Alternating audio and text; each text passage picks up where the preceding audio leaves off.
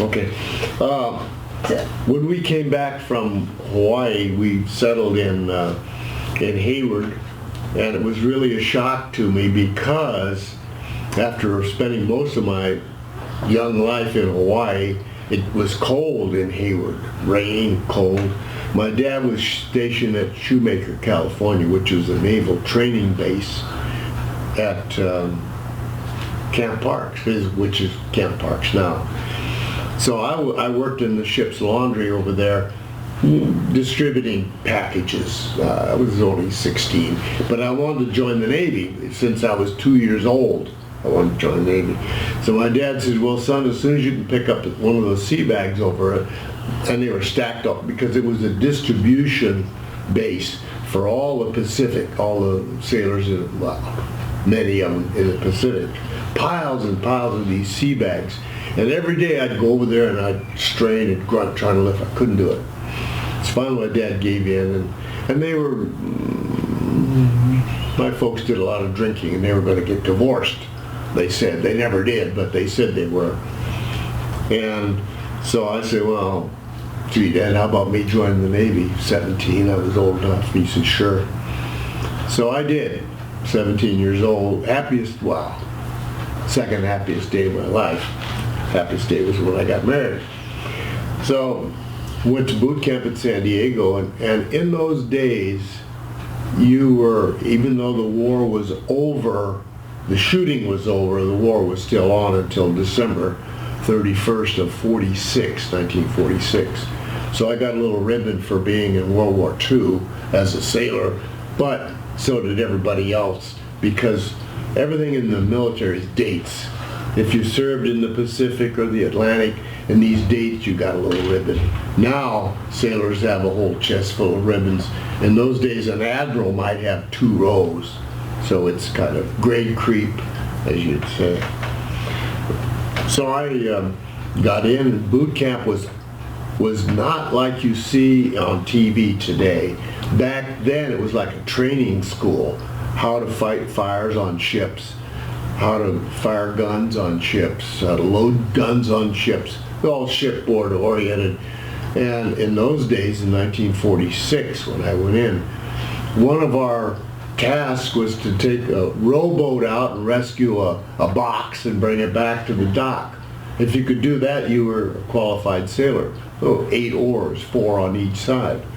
I thought, oh, this is really fun. I'd do this even if they didn't pay me, and which they paid very little in those days, $75 a month. But I wanted to go aboard ship. I love ships. My dad was on ships. And I thought, that's for me. I couldn't get on a ship. For some reason, here I wanted to be on a ship. Couldn't get on a ship. They said, we're going to send you to electronics school up at PG, what's now PG school in Monterey. And the Navy, their school for electronics radar basically was at Treasure Island.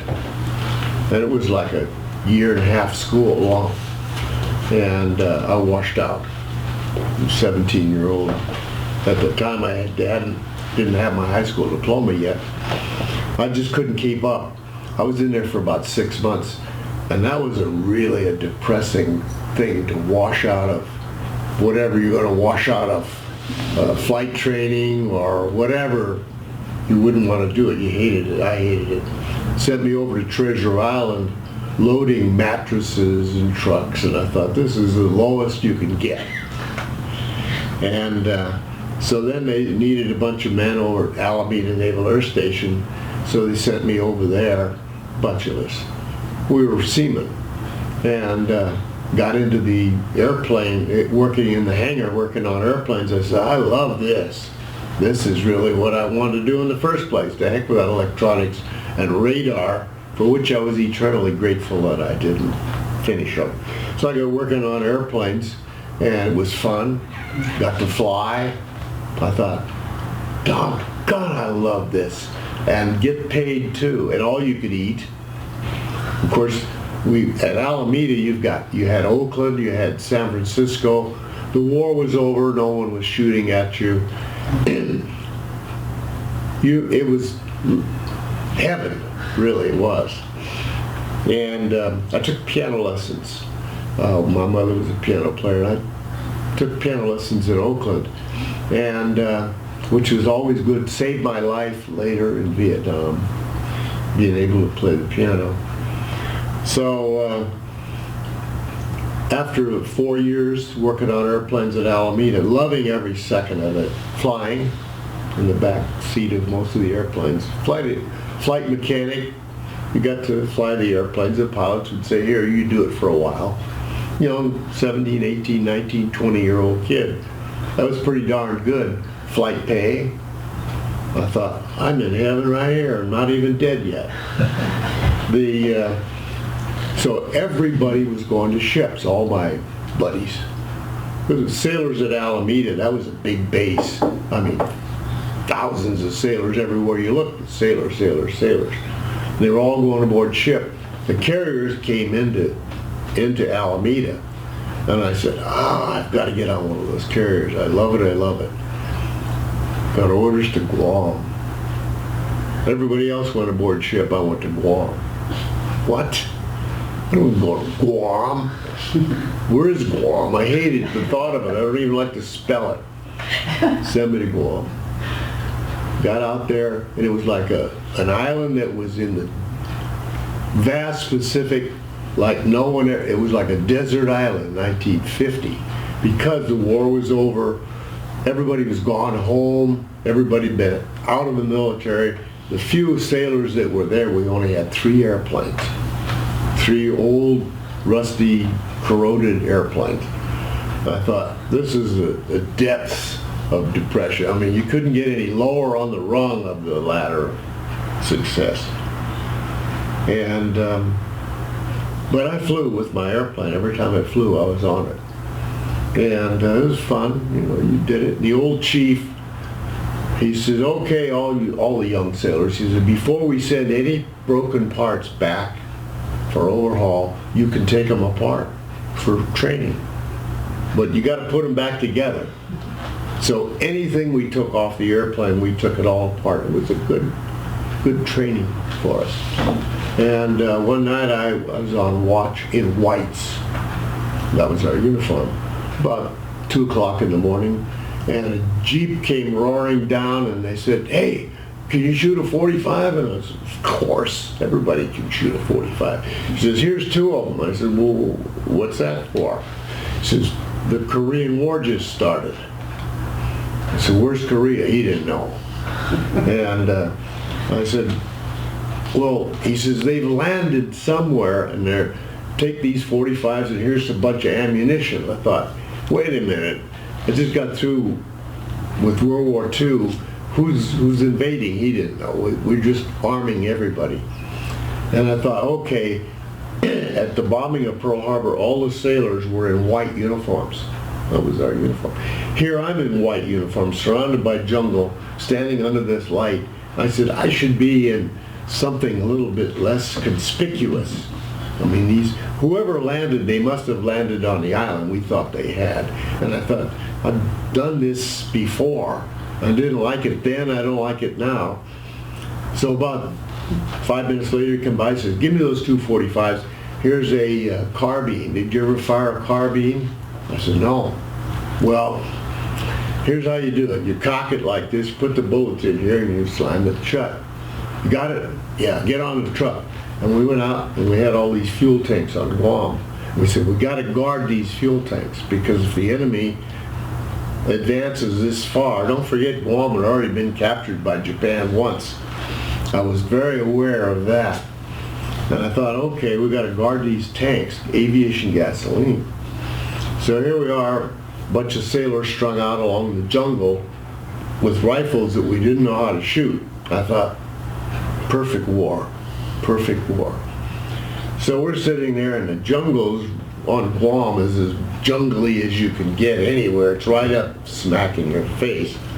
So we're sitting there, and I thought, doggone it, I forgot how to shoot this rifle. We had other kinds that we were used to. And so one of my buddies, about two of these big gasoline tanks down, he fired his rifle. I thought, oh boy, here they come. and me in whites. I could hear moving in the jungle, and I thought, oh boy. So on this particular rifle, there's a safety. If it's pushed towards the trigger, it's in one position, like you can't fire it, or if it's pushed the other way, you can't fire it. And I forgot which was which. I thought, did they tell me when it was back I could shoot, or when it's forward? So I heard this and I thought, if they're going to blow up this tank, I've got to do something. I'm just sitting here getting paid $75 a month. So I said, okay, in a minute I'm going to go around that tank with my rifle, do something. So I heard something getting closer and closer and closer. I was scared to death, actually. 19 years old, I guess. I said, well, I'm paid to guard this tank. So I said, but I don't know if I clicked that safety. I said, I don't know whether I locked the rifle so it won't shoot, or if I unlocked it so it would shoot. I said, when I jump around and start shooting, when I pull the trigger, I want it to fire. I hope it'll fire, because there's not a lot of time, to fool around with that thing. I jumped out around the tank, ready to shoot. I looked down there, it was a dog digging around through the jungle. My heart was pounding. Damn. Hope the enemy doesn't get any closer than this. They weren't on the island. They were, how far away is Korea from? Well, we didn't know. We were all sailors, and the officers weren't. They didn't know either. So the war in Vietnam was going on then. It was against the Viet Minh. And so, as a young sailor, we were always down in the town of Agani. There were a bunch of beer halls down there. And I think sailors 18 years old and older could drink beer. So the carrier, the Dixmude, came in. It was a French carrier. So all the French sailors came ashore. They had their whites on, and they had like berets or beanies on their head with a little red tassel on top.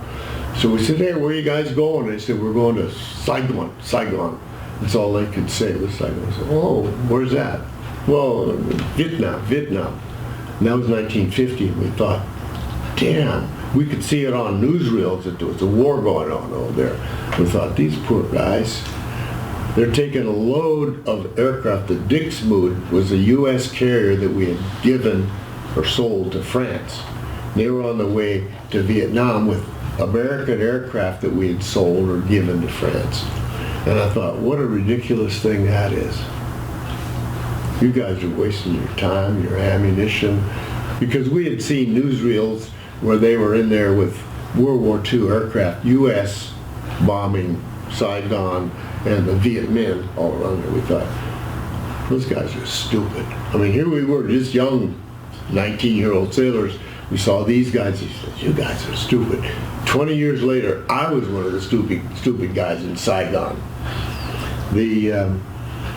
We were extended, almost all the sailors in the Pacific. It was pretty bad, because these are desert islands, Kwajalein, Midway. You didn't move, you were just locked in there for 2 years. That's a long time.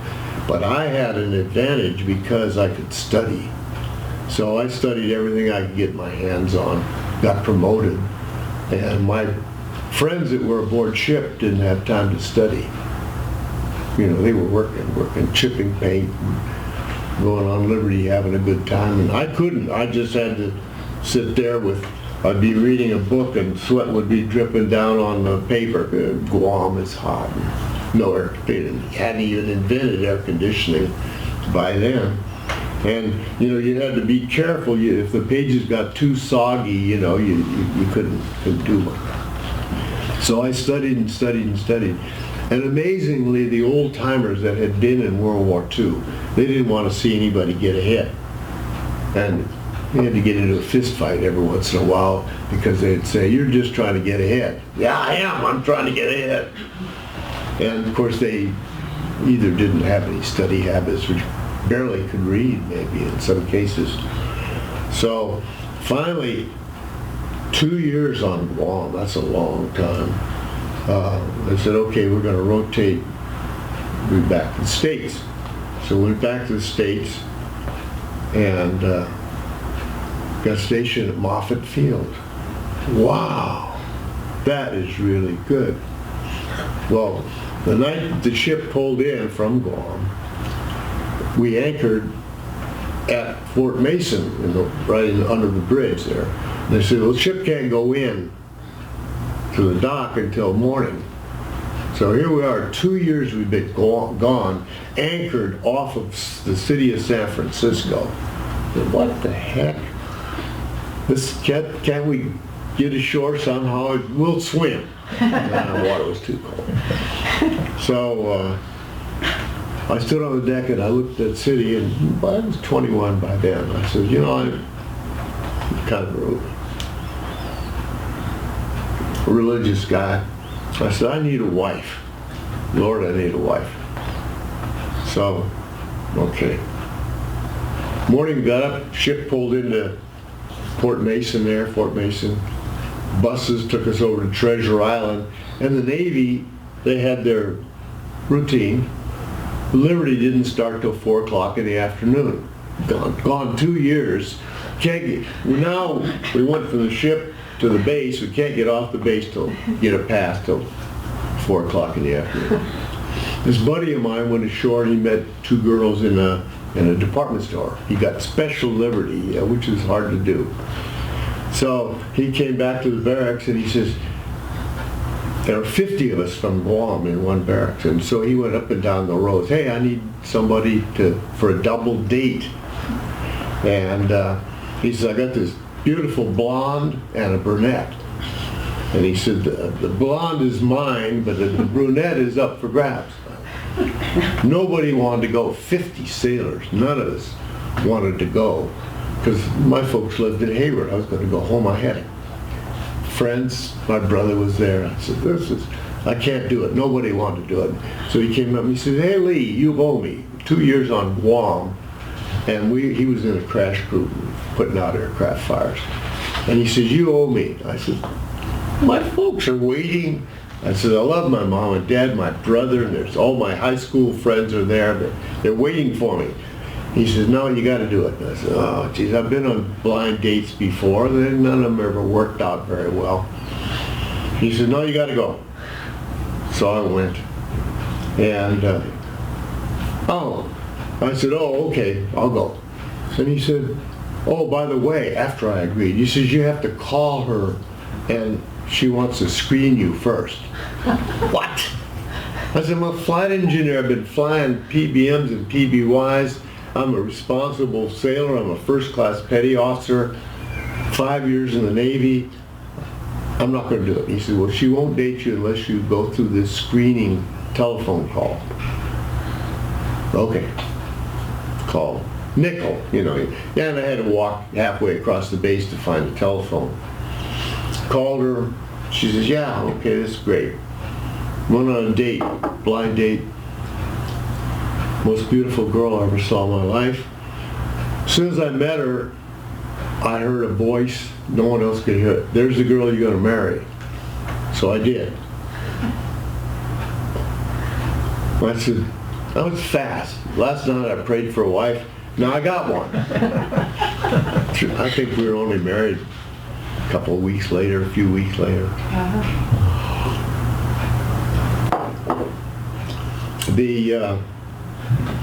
Trying to think of where I'm in the story. Oh, Moffett Field. So the Korean War was full blown by then, easily. So having been a flight engineer on Guam, which was part of what I learned, the old chief came walking up and said, hey, are you a flyer? Yeah, I am, Chief. He said, get on that airplane. Where'd we go? Guam. Well, actually made the whole circuit. Our squadron, VR5, we were in Hangar 3 at Alameda. Moffett. And we were like FedEx, I guess, for the Navy. We flew sailors, we didn't fly ammunition, we flew everything else. Parts, aircraft, engines, nothing big and heavy like an anchor for a ship, but other, let's say, very technical parts, high priority stuff. And our squadron had probably 18 airplanes, and we just flew the Pacific. We'd go from from Moffett to Hawaii to Kwajalein, then maybe Midway, and then Guam, Okinawa, Japan, and then back. That's all we did for years. And so I was flight engineer. I was gone about 20 days out of the month. Brand new wife living in Sunnyvale, and I'm off flying around the world. It's okay, flight pay. And that's what I was trained to do anyway. And we had been married, nice little cottage in Sunnyvale, $65 a month in a cherry orchard. Ideal. But I couldn't be there because I was always off flying.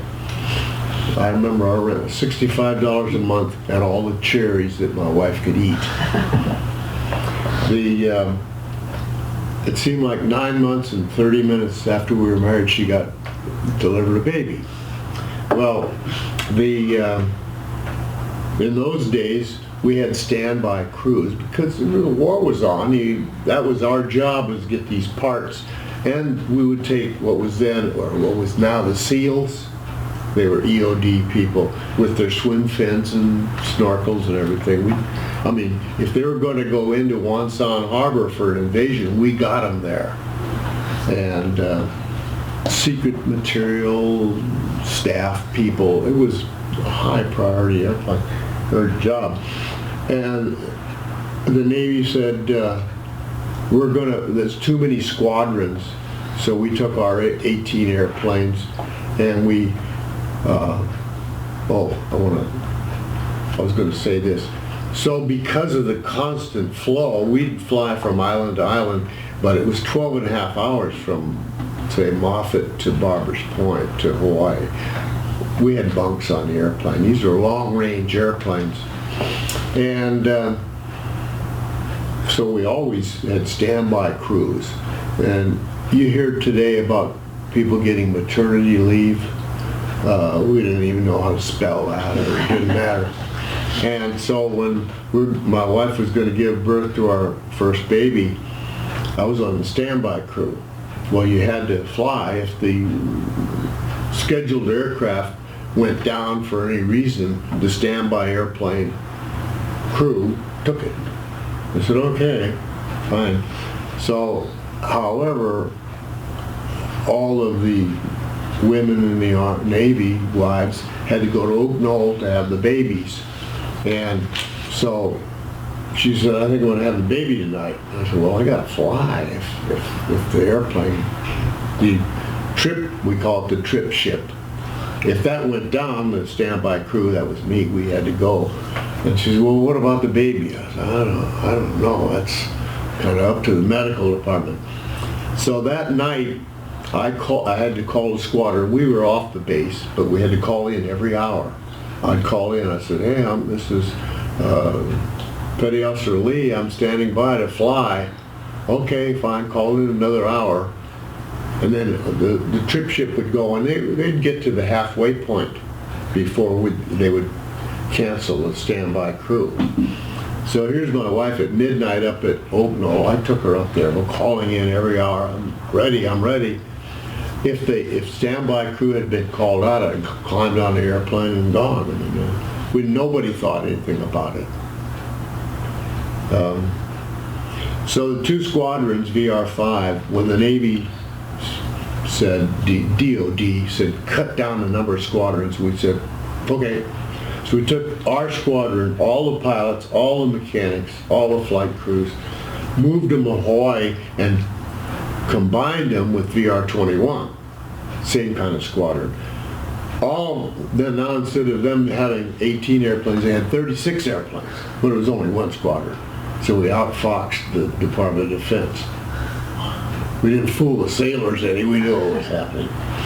But we continued the same routes, except we didn't have to go from Moffett to Barbers Point. One time we always ended up in Japan. It was crew rest was vital, as you might imagine.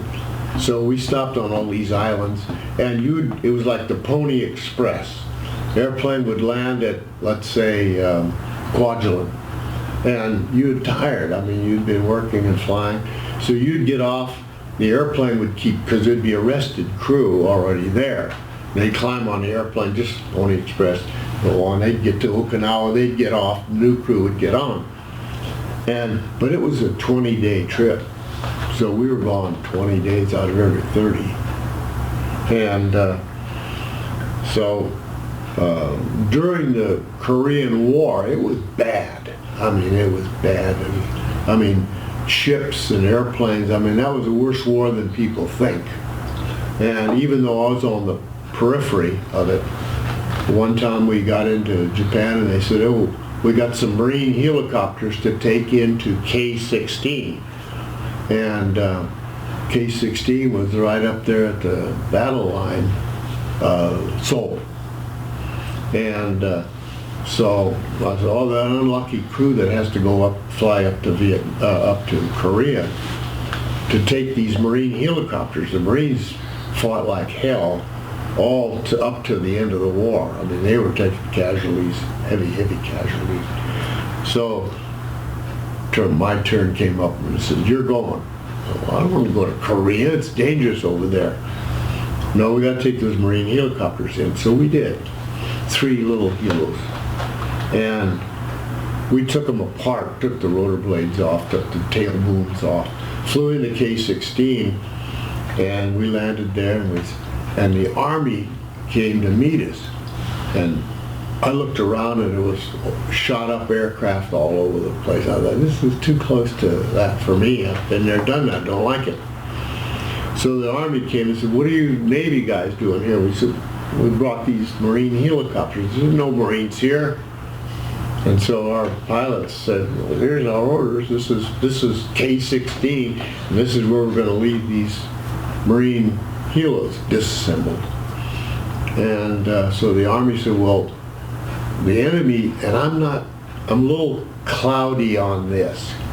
I mean, I'm not accurate, but I thought they said that the enemy was coming our way. And they were 30 miles away, and they were coming at the rate of 30 miles an hour. Now, I can't remember whether I imagined that or whether it actually happened, because the enemy came down. Now, Seoul was captured. I mean, I'm a little hazy on number of times that the enemy came down and captured it. But anyway, I looked down in the Jeep and I could see all these expended cartridges in there, brass cartridges. I thought, somebody's been shooting those cartridges, not for target practice. So this big sergeant said, you got to unload these and get out of here. You've only got an hour to get out of here. Now I'm only catching grasps of this because their officer is talking to my pilots. I'm the mechanic and I'm trying to get the airplane offloaded and inspected. So I'm not sure of the details there, but there was a sense of extreme urgency. And our pilots were helping unload these helicopters.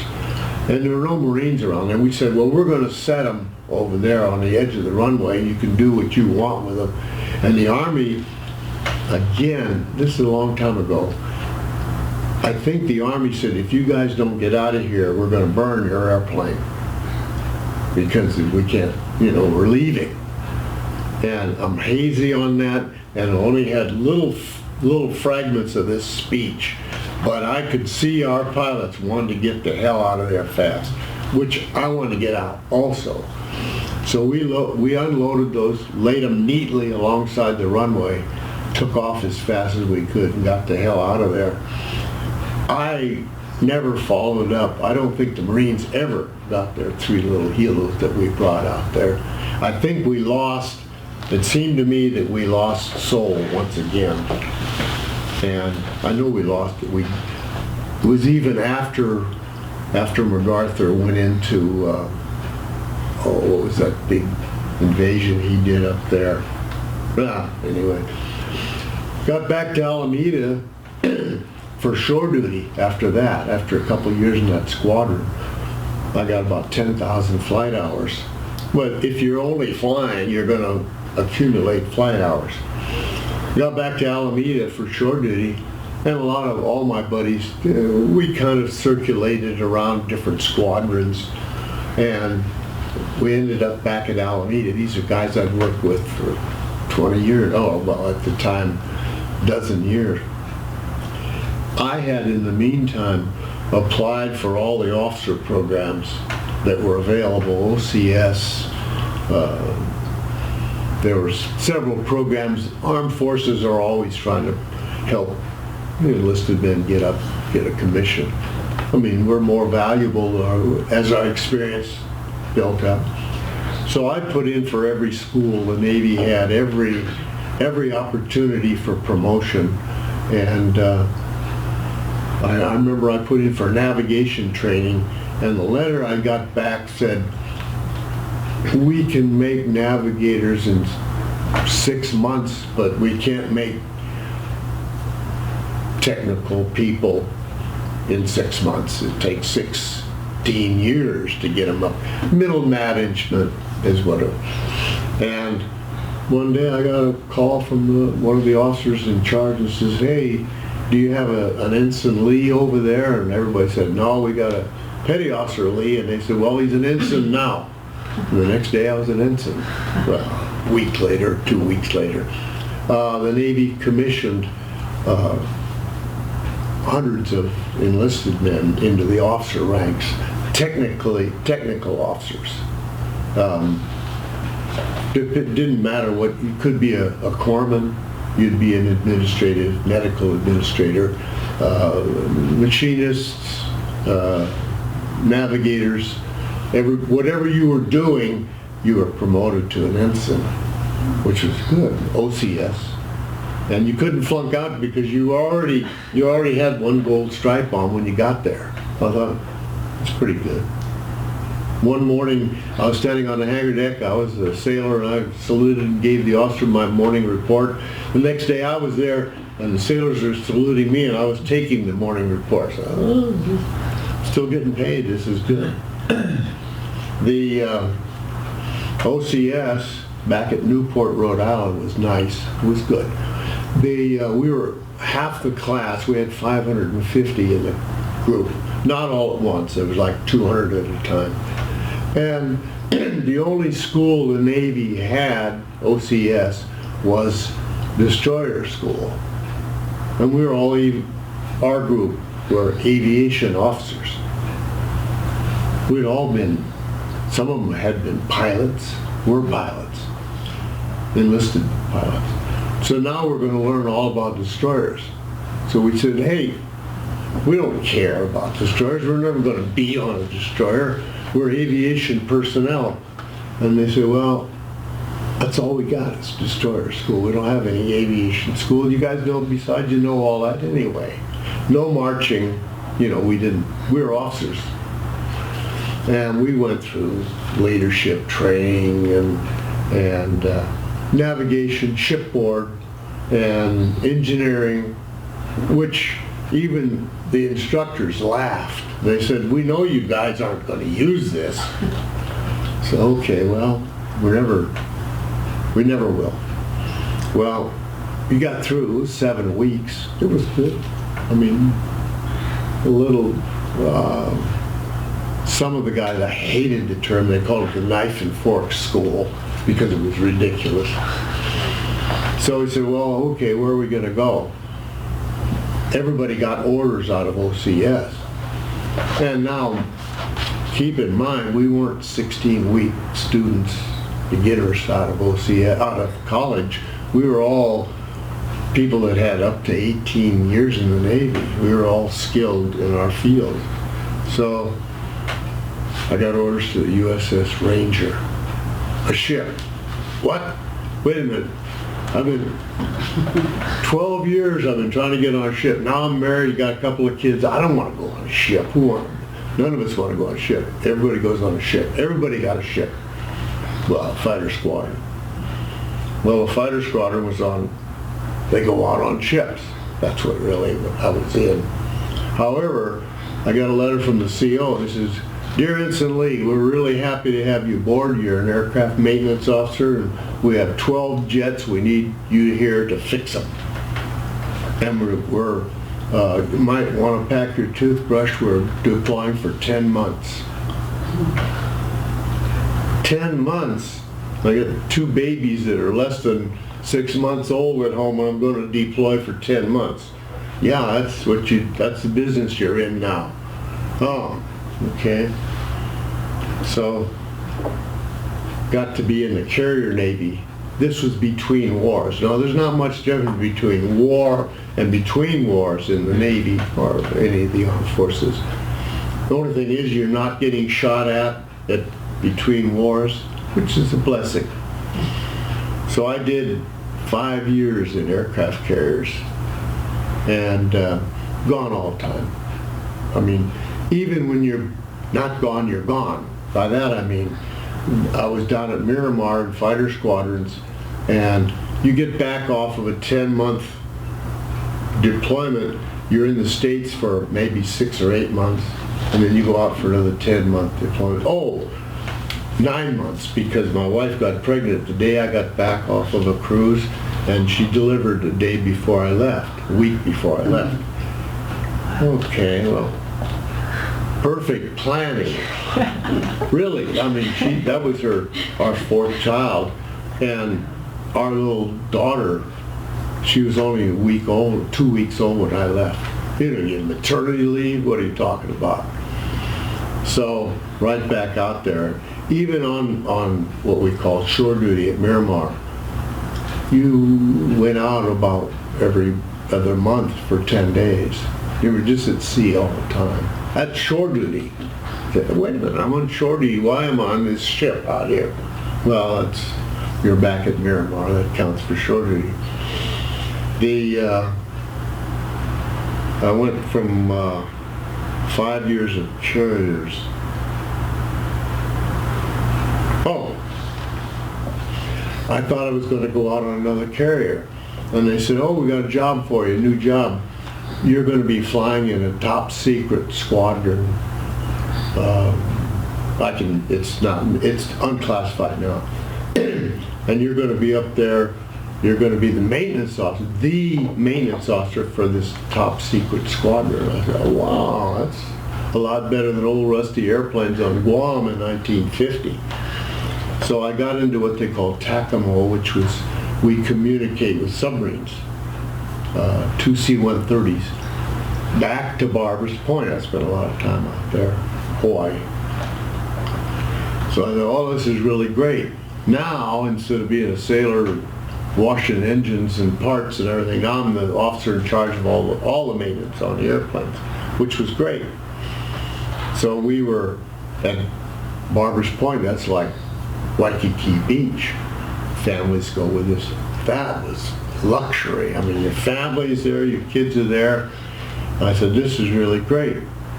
We were there 2 years, and then the squadron, they said, we're going to move you to Guam. So I can't get off of that stinking island back to Guam. So, but as a maintenance officer, aircraft maintenance officer, I couldn't fly because I wasn't getting flight pay. So the squadron pilots, we were all lieutenants, lieutenant commanders. I was lieutenant by then. They flew, they were flight crew. I was not getting flight pay, and Navy wouldn't order me to fly without flight pay. The wives got mad at me.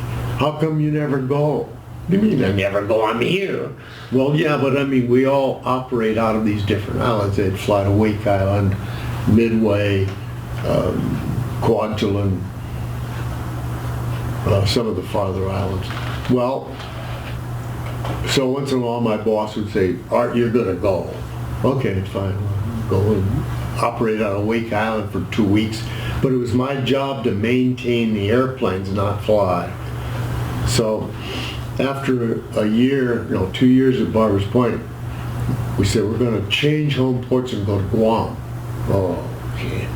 Went to Guam, and continue to fly, all we would do would be to fly in a circle with an antenna, 30,000 foot antenna hanging out the back of the airplane, communicating with submarines. That was good. And it was good duty. But I'm spending all my life out in the Pacific, and I'd like to go to Europe or East Coast or something. And I said, but no, I can't do that. So I got orders to NAS Lakehurst, New Jersey. Lakehurst, New Jersey, it snows there. And that, as you know, that's where the Hindenburg crashed and burned in 1937. Well, at least it's a famous place. So we did. My folks loaned us a trailer and we went across country, 4 kids, and my wife and I got to Lakehurst. And I got promoted to lieutenant commander, and now I was in charge of all the airplanes on the base. I say that loosely because in charge of means I was responsible for the maintenance level for all the planes on the base. I'm going, this is pretty good. This is pretty good. And it was good duty back there, except it did snow. I'd never been in snow before. It was horrible, horrible. You couldn't open your car door if it froze shut on you. I thought, this is not like Hawaii or Guam. And when we first got to Lakehurst, it was snowing.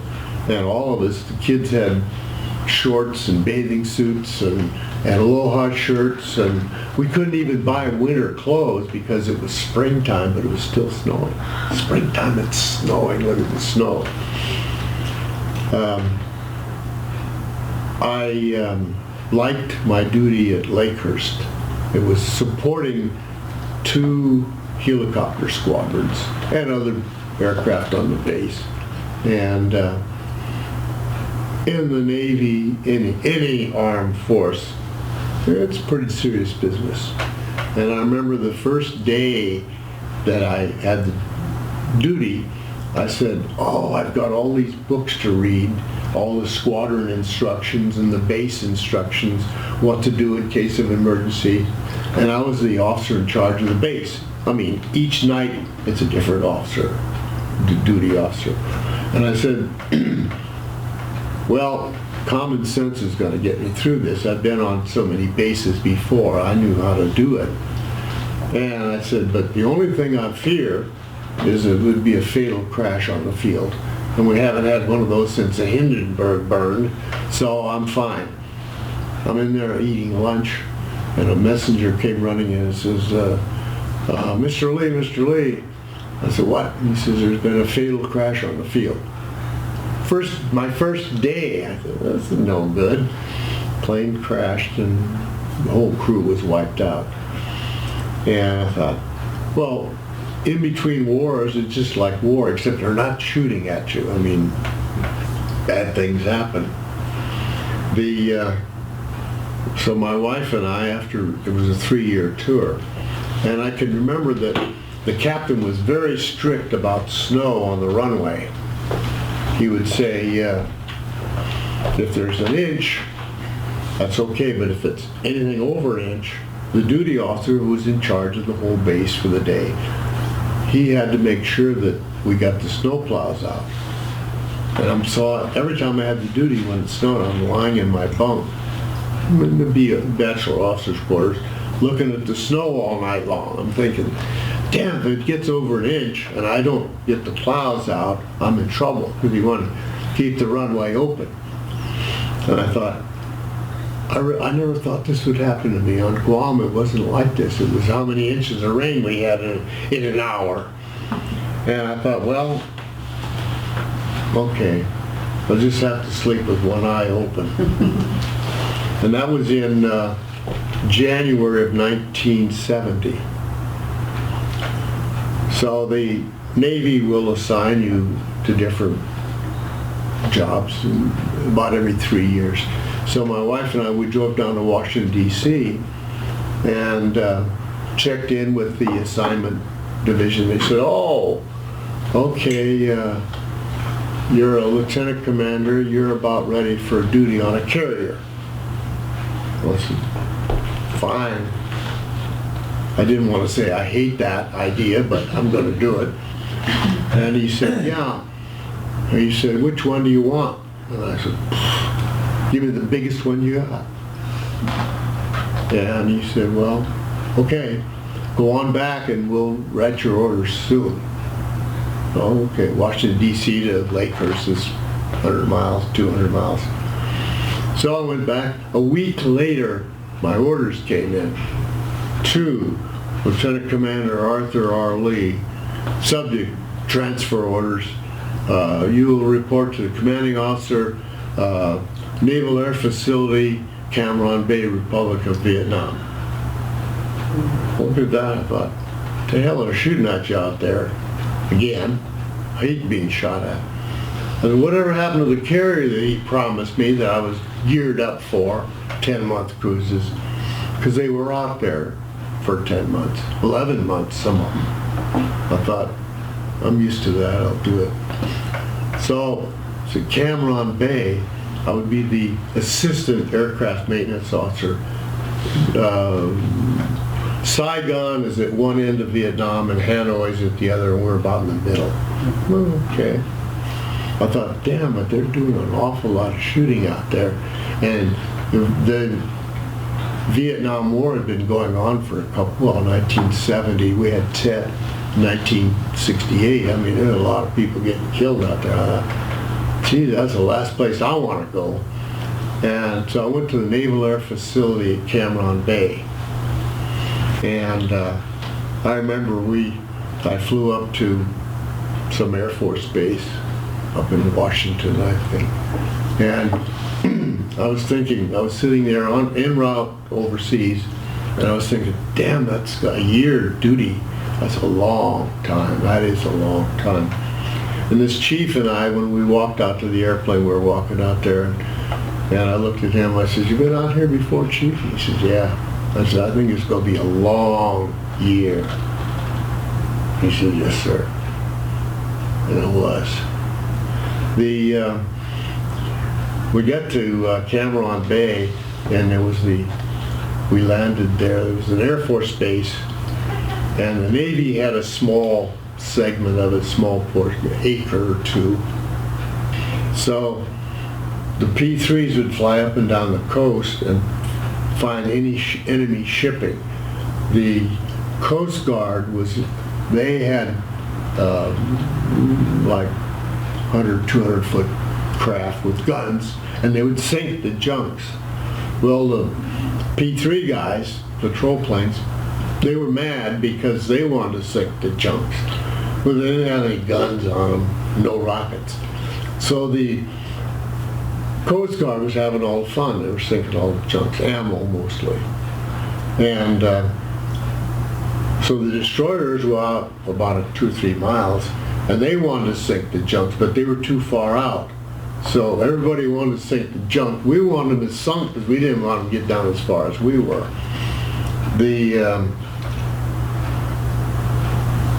An unfortunate thing did happen. A Coast Guard vessel got in there one night, and we sank it. The destroyers sank it. And the Coast Guard was mad at us for a long time. It's recorded, of course. When I was on the base, my buddy, do you edit this? Do you edit this? Oh, I gotta watch my stories. Okay. When I got there, I thought, this is kind of bad place.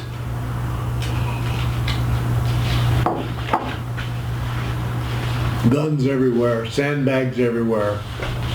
And so I went to the BOQ and I said, oh, this looks kind of risky to me. It's right out next to the jungle. Because the jungle was right up against the base. I couldn't get away from jungles anywhere I went. When they said, don't worry about it, the BOQ, when we built it, we filled the walls with sand. And nothing will go through that. Oh, I like that, I like that. And around all the barracks, because we had probably 200 men on the base, Navy base. Air Force was big.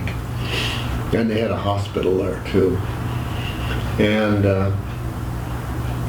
so we had a little barber shop over there and free haircuts, naturally. And I'm sitting in the barber chair the first week I'm there, and there's a couple little holes around, and I say, hey, what are these holes? And, well, that's shrapnel. Oh, that shrapnel shouldn't be this close, should it? Well, yeah, you know, we get rocket attacks. I hate that part. So my buddy's leaving because I'm going to relieve him. And he said, Art, take me and my girlfriend over to Dong Batin, which is an Army helicopter base just outside the gate. There's a little bridge going over to the mainland because we were at Cameron Bay. And I said, gee, I hate to go off the base because it's like the old Indian days in the, you know, you stayed in your stockade and the Indians are out here. You didn't want to go there. Okay, but I don't want to be over there after dark. He said, oh, don't worry, you won't be over there after dark. Because at night we closed the gates and everybody hunkered down. So I said, well, okay, I'll take you over there. And so he was taking his girlfriend and some bags of cement up to one of the interior areas. And so we went over to the helicopter and he said, okay, I'll take the cement. It was a gift for her father, half a dozen bags of cement. So he said, well, he says, hey, Art, the helo's not ready yet. He said, so can you stand by here for a while in case it's down and we can't go up to, I can't remember what the name of the place was he was going to. Horrible place. A lot of battles went on up there. And I said, you know, it's getting late. I don't want to be here, and getting dark and scary. And he said, well, it'll be all right. It'll be all right. So I'm waiting for the helicopter to get loaded up and take him and his girlfriend and 6 bags of cement up to the little base up there.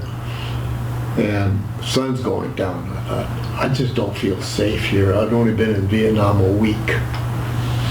And finally I said, oh, he left. He and his girlfriend and 6 bags of cement. So I said, okay. So I went back to the base, pulled my Jeep up in front of the BOQ there, and there were a couple of Army guys from a P-2 squadron, Army squadron flying Navy airplanes, and they were pitching horseshoes. And all of a sudden I heard this whistling, and then bang, bang, bang, sounded like lightning hitting. And I looked around and these guys dove for the deck and they said, hit the deck, hit the deck. So I knelt down on one knee behind my Jeep, and these rockets hit probably about on the other side of the library, main library. I thought, damn, that's close. They were really little rocks flying up and shrapnel and everything, and they had hit right outside the base. This was at 5 o'clock in the afternoon. And so the soldiers came over and says, hey, when we say hit the deck, we don't mean one knee down. You want to be flat. Oh, thank you guys, thanks. They went back to pitching their horseshoes again.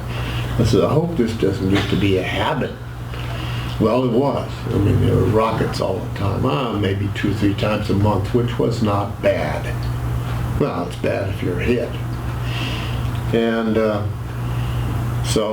but we'd gone through, anybody that went overseas, we'd gone through SEER school training down at Coronado, and we were taught how to survive and eat anything that moved. And we got to do POW interrogation training. I mean, we were the POWs for the training. And we got waterboarded because that was the common thing to do. And everybody got waterboarded. We didn't even think a thing about it. It's really tough. I'll tell you, if people say waterboarding doesn't work, they've never been waterboarded, because you really want to breathe. And everybody went through it before you went to Vietnam. And you're halfway scared, you know.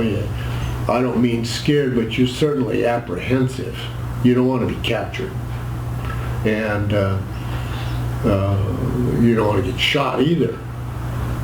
So you're over there, you're jumpy. And I remember the first week that I was there, we had a movie right on the side of a hill, little hill, and on the base. And a lot of guys wouldn't go to the movie because it was outdoor. I mean, in most of your islands, everything's outdoor, nothing's indoors. And they said that, you know, some rocket come in there and hit a bunch of guys all sitting around watching a movie. That's bad for morale. And so I said, well, I'll sneak over there anyway because not much else to do at night. So I'm sitting there about the first week, and the movie, one of the Green Berets movie was on. And then there was also the we had a lot of war movies for some reason, I don't know why. The Battle of Britain. So they had the Battle of Britain going on, and we're watching the screen, which is nice. And you've got the hills behind us. So the army is shelling the hill behind us because the enemy's over there. And you couldn't see the explosion, but you could hear them, and boom, boom, boom, and everything's rolling and rumbling. And then on the screen you had the Battle of Britain. If you've ever seen that movie, it's bombing of London. Boom, boom, boom. I'm watching the movie, watching the hill at the same time. I'm thinking, okay, I'll have to remember this. And fortunately, they didn't shell us that night or hit us that night. But you're in combat. It's just, you're nervous all the time for a year. Were you able to keep in touch with your family while you were there? Yeah, we had good mail. It's, you know, you write a letter and you just write free up there and drop it in the mailbox. And yeah, we had good communications. I had a tape recorder.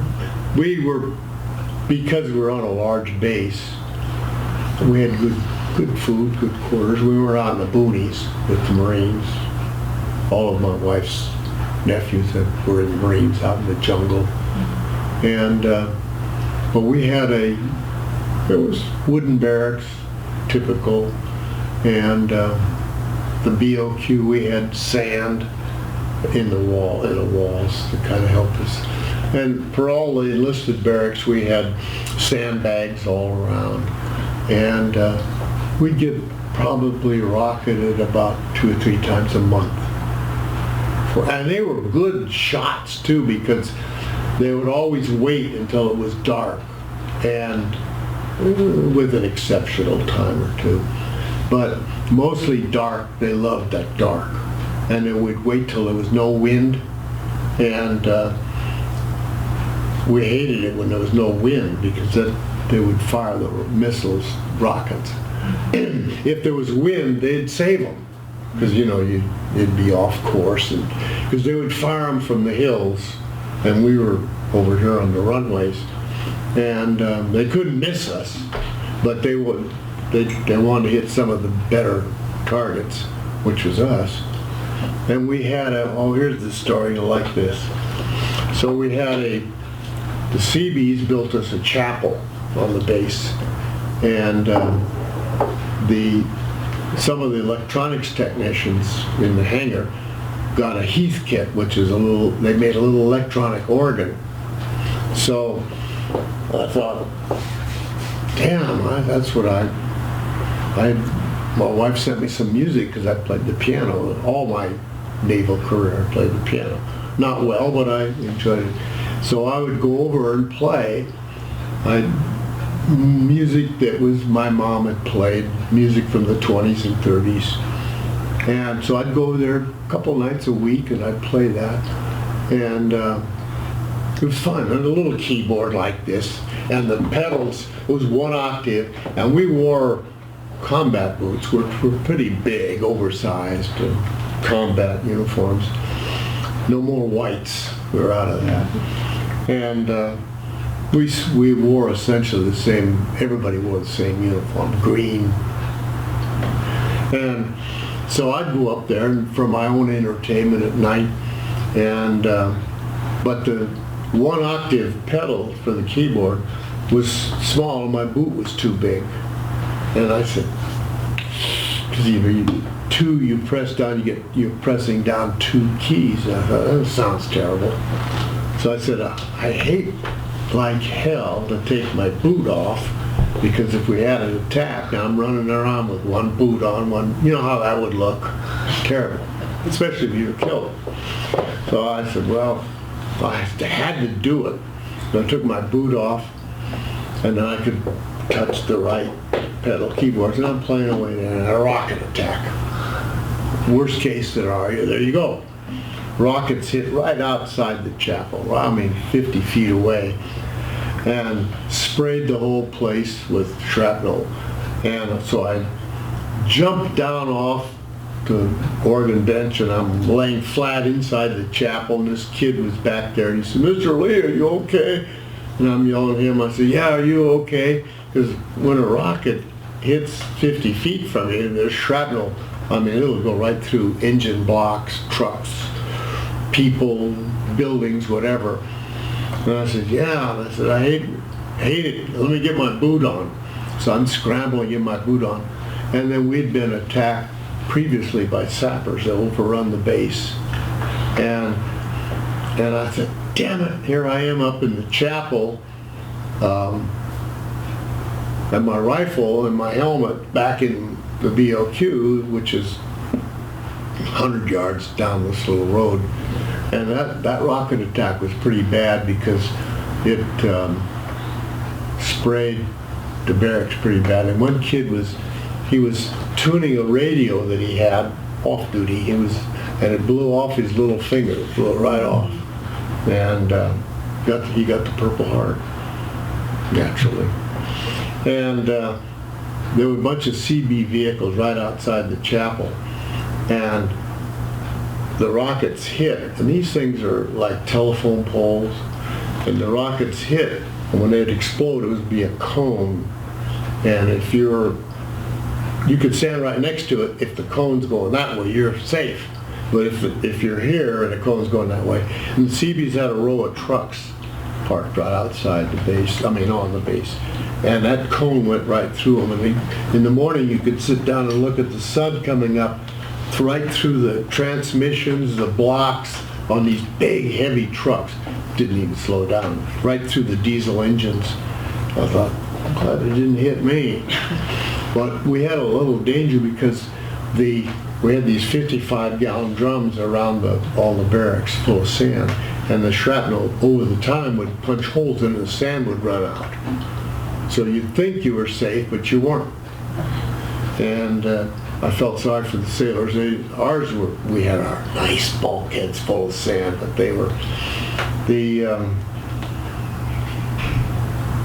I'd been there about 2 weeks, and I had the duty officer in charge of the base. Our little segment of the base. And I had a radio, but it was an indoctrination watch. Usually in the Navy will give you a watch or two with somebody else. You're shadowing them, find out where everything's going. And that day I had gone over to the operations hangar. We had a little hangar there. And I said, if we were attacked by the enemy, what's their plan? And this Lieutenant Commander Kehoe, he said, I suspect they'd come up they'd blow a hole in the front gate, come down through the aircraft hangar and blow up all the airplanes, and come down through the barracks and blow up all the barracks. I said, well, what kind of defenses have we got? He said, well, men. Oh, that's not reassuring. And he said, we have one tower here. And he said, we got 2 men up there with rifles. I said, damn, that just doesn't look adequate for me. And he said, I've been here a year and they haven't done it yet. I said, okay, he's getting ready to leave. And I said, I'm just getting here now. And I said, I don't like the looks of it. And he said, they haven't done it. Okay, fine. So I went back, and my next door room next to me was the supply officer. And he says, hey, Art, come on over here and have a shot of scotch. And I said, I got the duty. I can't drink while I'm on duty. And he said, well. So I went over there with him, and I think I did have don't record it. I think I did have a shot of scotch. So went back, went back to bed. I had the radio, and he kept the radio on all night long. And damn, 1 o'clock in the morning about, I heard this horrible blast. And I thought, it was Pearl Harbor all over again, because it was too close. And because I was the duty officer in training, we had a real duty officer, and he was up in the bunker. So as soon as I heard it, I jumped up, put on my, you always go to the sound of gunfire is the way it is. Put on my helmet, put on my flak jacket, and about that time I heard machine gun bullets. Well, it was an AK-47 shooting bullets down the little street between the barracks. And I thought, that's the last damn thing I want to hear, because when they're that close, they're not from the hill shooting over here. And so I put my boots on and jumped in my Jeep and headed up to the main gate. And when I got up there, I was shocked because they had blown up the main gate, blown up the Jeep, and knocked out our single tower with the 2 riflemen up there. And they had run down exactly where Lieutenant Commander Kehoe said they would go, down the aircraft flight line and throwing bombs on the side. This is a sapper team, about a dozen enemy sappers. And they blew up the hangar. We had 6 helos in there. Blew up my office, actually. And they didn't get to the row of barracks. It would have been very, very bad. These were swimmers, sappers from the North Vietnamese Army. And they were like our SEALs in steroids. These guys were really killers. And they had belts on them with sapper charges on there. And you'd just pull it down and it would arm the bomb, actually. And they could throw it. It was fused and it would blow up when it hit. So they knocked out our power.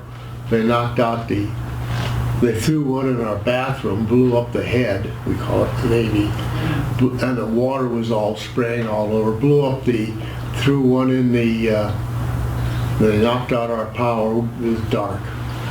And they ran down the barracks. But before they got down there, several of our men got rifles and killed them. And one of them was right outside of our hangar, and he ran into the wire fence. He couldn't see it because it was dark. Knocked out our power. And so he bounced back, and they shot him right there. And the couple of the sailors that were working in the hangar, we were talking 1 o'clock in the morning, one of them ran in and grabbed a rifle and came out. And we were sailors, Navy, we weren't combat troops. We were fixing airplanes. And he slapped in a clip, and when a sapper ran by, he fired all 20 rounds, killed the sapper. And so he put in another clip, and a sapper ran by, and he fired 20 more rounds with one squeeze of the trigger, and he missed. He said, damn, I didn't have any more ammunition. He was in a fix because the sappers were running up and down, blowing up airplanes, and they threw one charge against a tractor that we had, a little tow tractor, and there were 2 chiefs hiding behind the tractor, and he blew off part of the tractor and made both of the chiefs deaf. Threw it right in their ear, practically. So we needed light, and a bunch of us were firing flares to try to pop some illumination flares, they call it. And so we had, by that time, ran most of the sappers off the base. There was a village over on the other side, and they were trying to get into that village because we weren't going to shoot women and children in the village. And one of them went outside, and there was a corpsman. And corpsmen, they're not supposed to kill anybody, but Hell, he picked up a rifle and he's firing and followed this guy, this sapper, running outside. And we had a wall, and he just riddled that whole wall, but he got that sapper. And so one of our storekeepers was coming across with a whole bunch of IBM readouts. Remember those days they had paper readouts. Had a whole armload of those, and he dumped those down, grabbed the rifle, and he started shooting, and they drove him off. I was right below the tower, and I was on the radio, and we were firing flares. I was helping fire the flares. And kid next to me, he says, "Mr. Lee, we got to get some light." And I was new, okay, and I'm hitting these flares. One of them hit the wall, hit me in the face, and blinded me in the left eye. I could still shoot, had my rifle, and but unless you see something to shoot at, you don't want to shoot your own men or anything. And the guys up in the tower, where one of them was on a radio, he said, "We're dying up here, we're dying up here." And I said, "Well, stand by, we'll get help when we can." I wasn't going to climb that ladder, and because a sniper was right across a little sand dune there, and he is the one that had knocked out the tower. One guy was killed and the other was wounded. And so we finally drove them off, and they went into the village right next to us. This is too much war story for you. So. And they went into the village. Well, a humorous story was one of the guys that young sailor, he was 17 years old. He wasn't even supposed to be in Vietnam until he was 18. He was working in the supply department. He had a girlfriend in the village. This is okay, it's a real story. Then he went through our barbed wire and he got over in the village. Nobody left the base. We didn't go. There was nowhere to go once you got off the base. Well, he had this girlfriend over there. I think she probably worked on the base during the day. We had Vietnamese people working there. So he'd go there and he was in love with her or something. And so when the sappers, the North Vietnamese sappers came through the village knew, the poor people, they lived out there with the enemy. Anytime the enemy walked through, they were helpless, they couldn't do anything. So the girl hid her 17-year-old sailor boyfriend under her bed. I don't know what kind of a bed she had. It's probably made out of some woven material, because they were all like Nipa huts with a little bit of corrugated tin on the side. That was about it. So the sailor saw all of the enemy coming through the village, and he couldn't alert us. She was scared, she was protecting. They'd kill him if they saw him. So he hid under her bed or under where pile of leaves she had or something.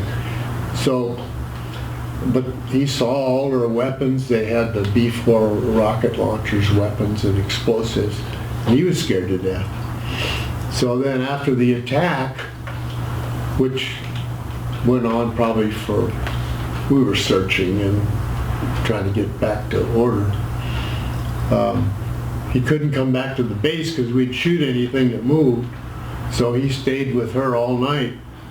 And then after the attack, the enemy came back through the village, those survivors, probably half a dozen of them. And the sailor, now he couldn't go back to the base. So she hit him again. When the dawn came, we sent our patrol. The Air Force had trained security people. They're Air Force guys, they know how to shoot, down through the village to flush out the enemy. So the girlfriend hid the 17-year-old sailor again, now from us, because he'd be court-martialed if they caught him. Or he might have gotten shot by mistake. So we reported him as MIA, but he climbed back under the barbed wire and got back and reported in. I don't think he, excuse me, I don't think he ever got punished for that, but we were glad to have him back.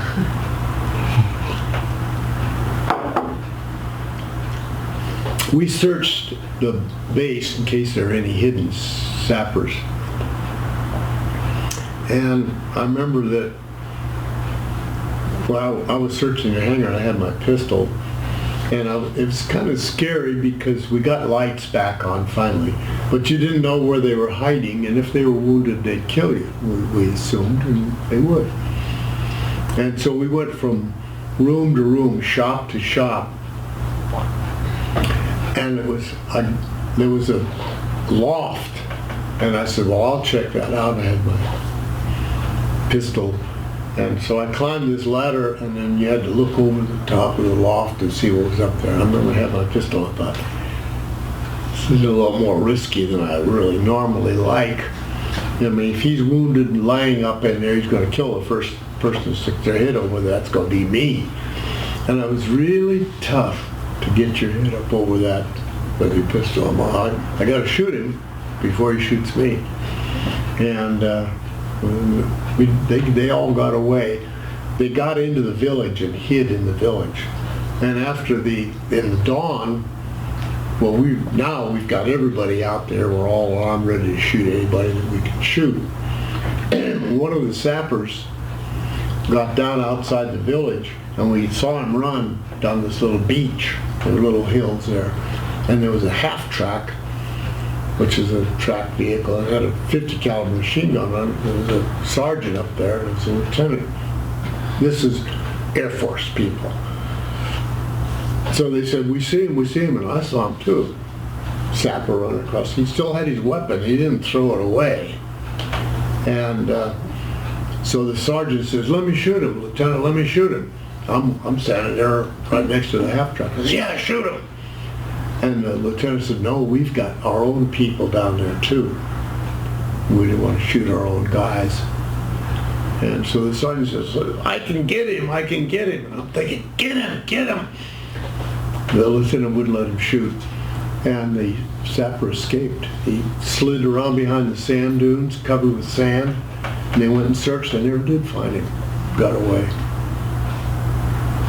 That was only my first week in Vietnam. So, but most of the time,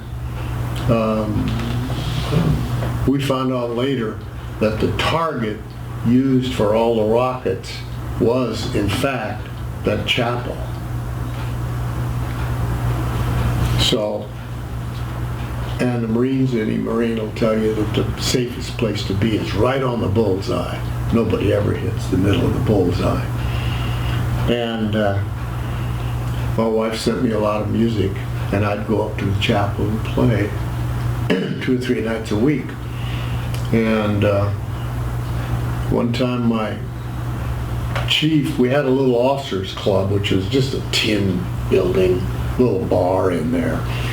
And my chief said, Mr. Liam, we're having he cooked. We paid him a couple bucks to cook. And he says, Mr. Lee, I got this big pot of chili, and this is really, really, really great. And he says, I've got onions in there, sliced in there. I've got mushrooms in there, hamburger. He says, you're going to love it. He says, it's been simmering for 2 days. And he says, I got bread. I got some bread too. I said, oh, Chief, I've been playing the organ up at the chapel, which is 500, 200, 300 feet away. And I said, they've talked me into playing for the Sunday services because our chaplain, I hate to kind of say this, I won't use his name, it was Christmas time and he was supposed to be there for us. And there was a sailor killed. And he said, I'll take the body back. Wait a minute. Our chaplain was a lieutenant commander. A lieutenant commander doesn't escort a seaman's body back to the States, but he wanted to go to be with his family, the chaplain. I thought, the proper person to send is a good sailor that deserves to go back to the States.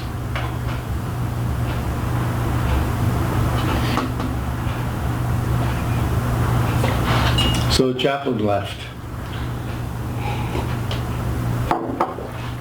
we had a bunch of pilots that played, or that were in a chorus. The chapel was small. So they said, hey Art, you're always playing the organ up there. Our organist left. He was an Army guy. And he left. His year was up. He left. And they said, how about you playing for us? I said, no. I said, I don't know how to play hymns anyway. I play 5'2", Eyes of Blue. That's about it. And they said, no, you got to do it. Come over, at least give us a note so we can tune up when we sing. I said, okay. All right. Bad thing to do. So I went up there and I go, ding, and okay, they tune up and sing. So that was pretty good. So every time they had choir practice, I was already there. Well, can you give us a G chord? Okay.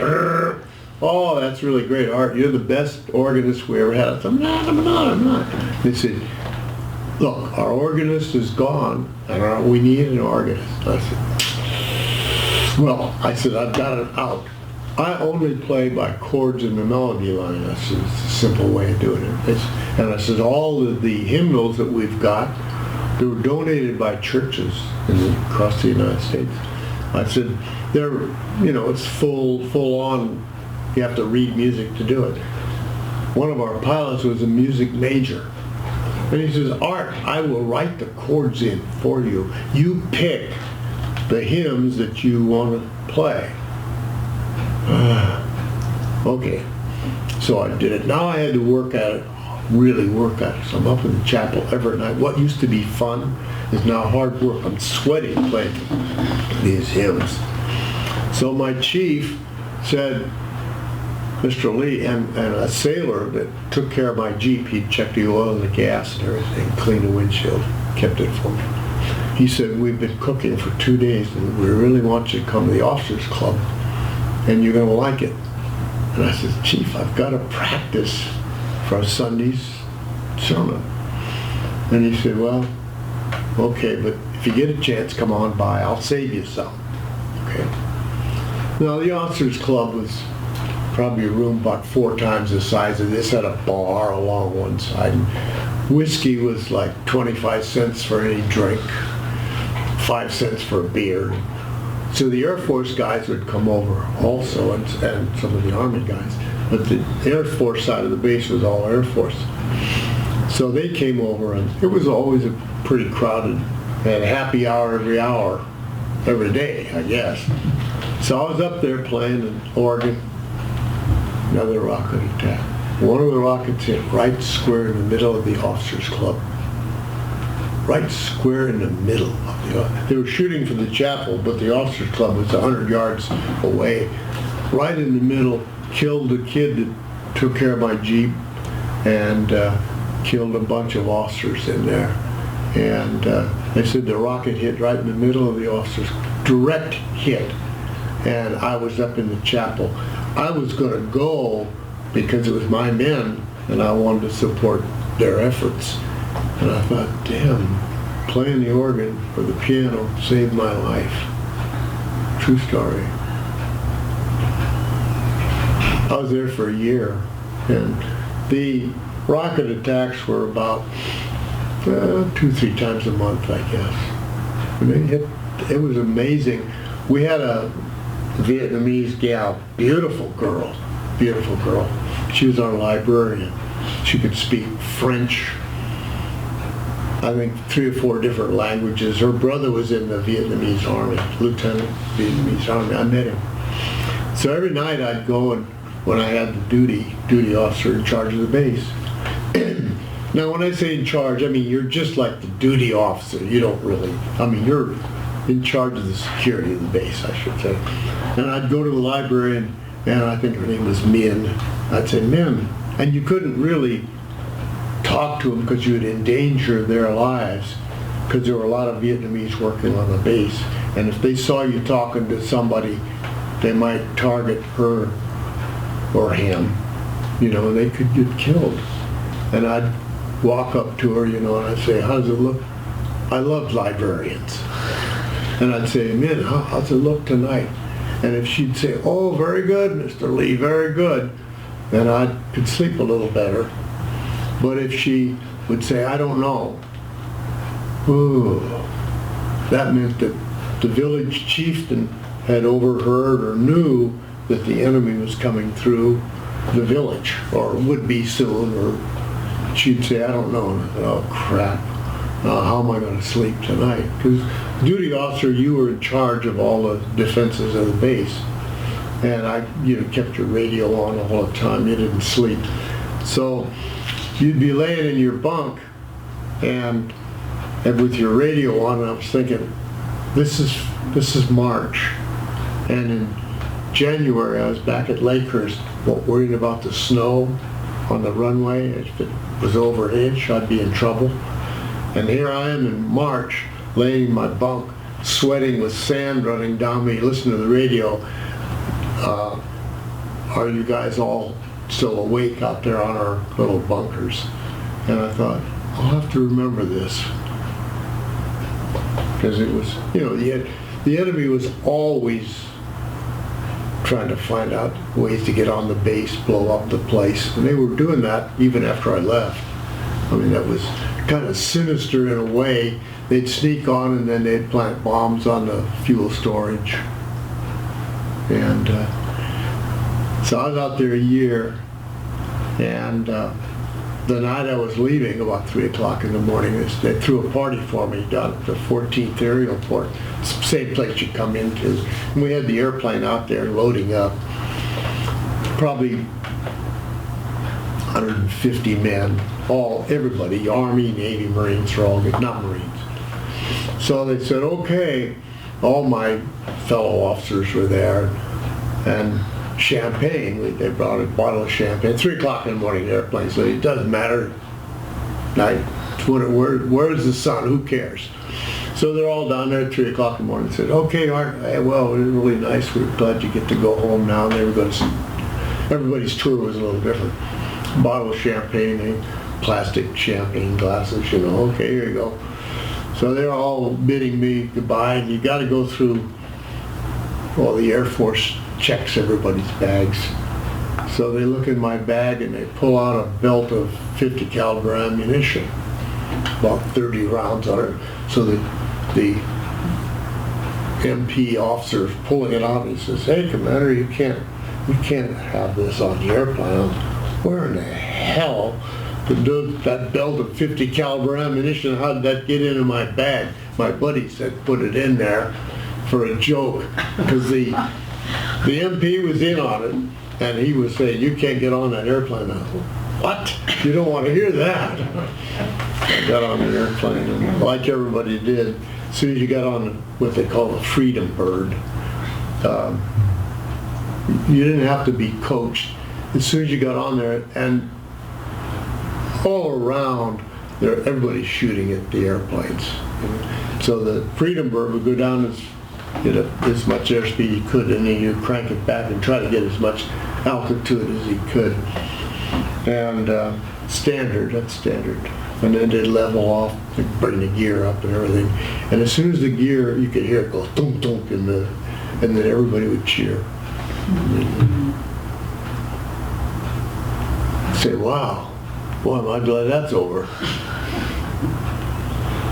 So I always liked Hawaii, so I had put in for it. Now, back then, they gave you your choice of duty if you came out of combat zone. And I got Barbers Point again. I loved it. And my kids were born out there, at least one of them. So I went back to Hawaii for 5 years. I was on a staff for P-3 aircraft, and got promoted again, and lived happily ever after. Retired after 30 years from the Navy, and went to San Jose. Well, I went to both. San Jose State, got a master's degree on the GI Bill. Lived happily ever after. And moved to Santa Cruz. That's something. Yeah. Yeah. Oh, yeah. This was really our hometown, because Donna's, my wife's folks lived here, SoCal, and my folks lived in Ben Lomond. Coincidentally, So they were all here when I got back, and we bought a house up by UCSC and lived happily ever after.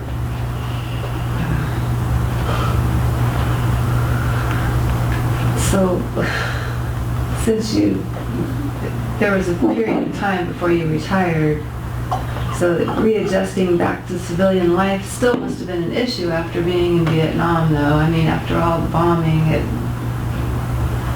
there must have been some adjustment period for you. No. No? Of course, No. you were 13 Pearl Harbor, so you have to do Yeah, that anything too, after right? that was anticlimactic. Wow, okay. And my brother was Navy, and he was out in Vietnam. Uh-huh. Back in the Vietnam days, everybody was in Vietnam one way or the other, either on ship or flying in and out. But overall, how did your service affect your life? I mean, were there life lessons learned, or? It was all I knew. I just did it all the time. I tried to get employment when I came back from the Navy. And I went to school up at San Jose State. My son went to UCSC. He could walk out our front door and go to school. I had to drive up 5 years up to up to San Jose State, because my undergrad degree is business management. They didn't teach anything but women's studies up at UCSC. But no, there was no adjustment. Most of the guys that I knew, a lot of the sailors that I had served with as a young sailor all got commissions eventually, and we were all retired, about commanders and lieutenant commanders. They were all people that would have succeeded in business or industry, any middle management guys. Mm-hmm. And did you remain in touch with any of them? All of them. All yeah. of them? Wow. We have all of the Naval Institute proceeding magazine, the VFW, and of course email now is good. Mm-hmm. And pretty much all of them. So you're a member of most of the veteran organizations? Yeah, well, the officer, I never, most of your VFW and Legion are mostly enlisted, which is fine, but they don't really have the same interests as I do. My brother belongs to both. And as I said, most of the guys that I hung around with were all pretty advanced in their skill level, and we didn't spend a lot of time boozing it up and that sort of thing, which really detracts from your progress.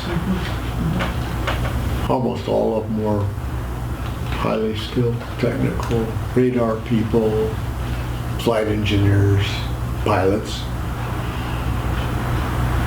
And you're a writer as well. You like to write? Yeah, I do that all the time. And I've written up several articles that I talked about here. Had one in the Smithsonian, Air and Space. I had one, Vietnam magazine, I think they published a couple of the articles. And Sea magazine, sailing, Navy, anything that has to do with water. And, my brother retired from the Navy, my dad retired from the Navy, and almost all those ex-sailors that I knew for almost 30-year career, they were professional people. And it was fun. A lot of family separation. And, you knew that when you went in. It's like moving to Santa Cruz and say, gee, UCSC's up there. Well, so what? You know it's there. And I was glad it was. The son went there. Anything else you want to add? After that, I don't think there's much I can add. But I appreciate the opportunity. Thank you so much for sharing your experiences with us. It's been quite an honor. Well, this is fun. David, I appreciate this. This is My good. pleasure. Yes. That was wonderful. Yeah, thank you for sharing. I agree. I agree. Yes. I think that's a wrap, huh? Yes, that's a wrap.